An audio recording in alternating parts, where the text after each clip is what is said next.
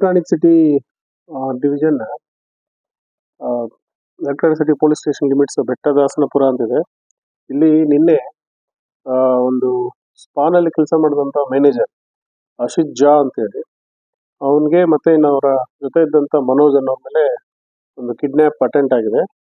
ಅವರು ಬೇಗೂರ್ನ ಅಕ್ಷಯ ನಗರದಲ್ಲಿರುವಂಥ ಒಂದು SNN Raj apartment ಇಲ್ಲಿ ಒಂದು ಸ್ಪಾನಲ್ಲಿ ಕೆಲಸ ಮಾಡ್ತಿದ್ದಾರೆ. ಸ್ಪಾನಲ್ಲಿ ಕೆಲಸ ಮುಗಿಸಿ ವಾಪಸ್ ಬರಬೇಕಾದ್ರೆ ಈ ಪ್ಲೇಸ್ಗೆ ಬಂದಾಗ ನಿನ್ನೆ ಸುಮಾರು 9:30 ಸಮಯದಲ್ಲಿ ಕಾರಿಗೆ ಇಂದ ಬಂದಂಥ 3 ಜನ ಅಪರಿಚಿತ ವ್ಯಕ್ತಿಗಳು ಇವ್ರ ಬೈಕ್ಗೆ ಡಿಕ್ಕಿ ಹೊಡೆದು ಒಬ್ಬನ ಯಾರು ಬೈಕ್ನ ರೈಡ್ ಮಾಡ್ತಂತ ಅಶಿತ್ ಜಾಗೆ ಕಾರ್ ಒಳಗಡೆ ಹಾಕಿ 3 ಜನ, ಇನ್ನೊಬ್ಬ ಬಿಡಿಸೋಕೆ ಬಂದವನಿಗೆ ಲಾಂಗ್ ತಗೊಂಡು ಕಾಲ್ಗೆ ಒಂದು ಅಟ್ಯಾಕ್ ಮಾಡಿದ್ದಾರೆ.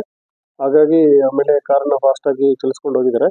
ಇನಿಷಿಯಲಿ ಇದು ನಮಗೆ 9:30 ನಡೆದ್ರು ಸಹ ಪೊಲೀಸ್ ಸ್ಟೇಷನ್ಗೆ ಅವರು ಬರೋಷ್ಟರಲ್ಲಿ ತಡವಾಗಿ 1 ಗಂಟೆಗೆ ರಾತ್ರಿ ಈ ಥರ ಆಗಿದೆ ಅಂತ ಅವರು ಹಾಸ್ಪಿಟ್ಲಿಗೆ ಹೋಗಿ MSC ಮಾಡಿಸ್ಕೊಂಡು ಬಂದಾಗ ನಮಗೆ ವಿಷಯ ಗೊತ್ತಾಯಿತು. ತುಂಬ ನಿರ್ಜನ ಪ್ರದೇಶ, ಬನ್ನೇರುಘಟ್ಟ ಮತ್ತು ಎಲೆಕ್ಟ್ರಾನಿಕ್ ಸಿಟಿ ಬಾರ್ಡ್ರ್. ಸೊ ಬಂದ ನಂತರ ನಾವು ಇಮಿಡಿಯೇಟ್ಲಿ ಕೇಸ್ನ ರಿಜಿಸ್ಟರ್ ಮಾಡಿಕೊಂಡು ರಾತ್ರಿನೇ ಕಾರ್ಯಾಚರಣೆ ಮಾಡೋದಕ್ಕೆ ACP ಸತೀಶ್ ಮತ್ತು PSI ದರ್ಶನ್ ಮತ್ತು ಪೊಲೀಸ್ ಇನ್ಸ್ಪೆಕ್ಟರ್ ನವೀನ್ ಕುಮಾರ್ ನೇತೃತ್ವದಲ್ಲಿ 2-3 ತಂಡ ಮಾಡಿದ್ವಿ. ರಾತ್ರಿ ಎಲ್ಲ ಹುಡುಕಾಟ ನಡೆಸ್ತಾ ಇದ್ವಿ. ಪ್ರಾಥಮಿಕ ಒಂದು ಈಗ ವಿಚಾರಣೆಯಿಂದ ಬಂದಿದೆ ಅಂದರೆ 3 ವ್ಯಕ್ತಿಗಳಿದ್ರು.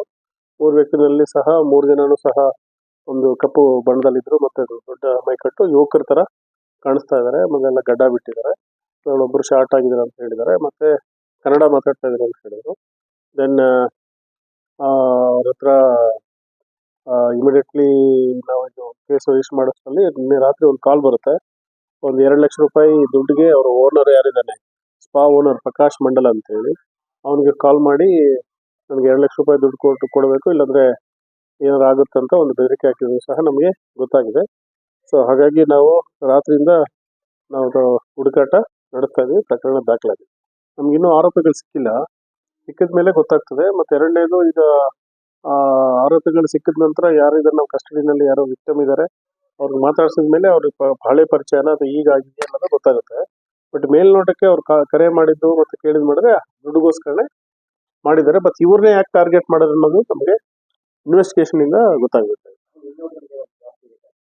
ಅಲ್ಲ, ಅದು ಲಾಂಗಿಂದ ಉಲ್ಟಾ ಮಾಡಿ ಹೊಡೆದಿರೋದ್ರಿಂದ ಹೆಚ್ಚಿನ ಗಾಯ ಏನೋ ಆಗಿಲ್ಲ. But they have attempted it.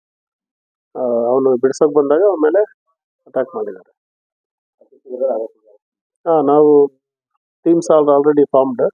ನಮ್ಮ ಮೇಲಾಧಿಕಾರಿಗಳು, ಕಮಿಷನರ್ ಸಾಹೇಬರು, ಅಡಿಷನಲ್ ಕಮಿಷನರ್ ತುಂಬ ಗಂಭೀರವಾಗಿ ತಗೊಂಡಿದ್ದಾರೆ. ಎಂಟೈರ್ ಸಿಟಿ ಪೊಲೀಸು, ರಾಮನಗರ, ಈ ಕಡೆ ಬೆಂಗಳೂರು ಪೊಲೀಸು ಎಲ್ಲ ನಾವು ಎಲ್ಲರಿಗೂ ಮಾಹಿತಿನ ಕೊಟ್ಟಿದ್ದೀವಿ. ಹುಡುಕಾಟ ನಡೆಸ್ತಾ ಇದ್ವಿ. ಶೀಘ್ರದಲ್ಲೇ ಆರೋಪಿಗಳನ್ನ ಬಂಧನ ಮಾಡೋಕ್ಕೆ ನಾವು ಪ್ರಯತ್ನ ಮಾಡ್ತೀವಿ.